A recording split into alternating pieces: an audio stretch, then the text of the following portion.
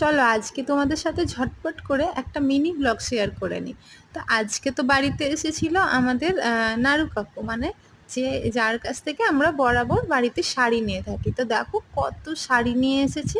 এটা তো কিছুই না, প্রত্যেকটা শাড়ির আলাদা আলাদা বাঞ্চ ওনার কাছে থাকে, আর সেই বাঞ্চে নানা রকমের কালার আর নানা ডিজাইনের শাড়ি থাকে।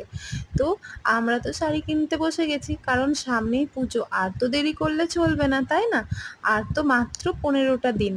তো সেই জন্য দেখো কত শাড়ির সম্ভার নিয়ে আমরা বসে পড়েছি।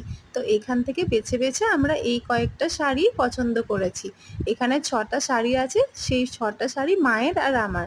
তো এই শাড়িগুলো দেখো আর বলো যে তোমাদের কেমন লাগলো। এখন তো খুলে ভালো করে দেখাতে পারলাম না, তো যখন পরে সমস্ত শাড়ি পরবো তখন তোমাদের সাথে নিশ্চয়ই ভালো করে শেয়ার করব।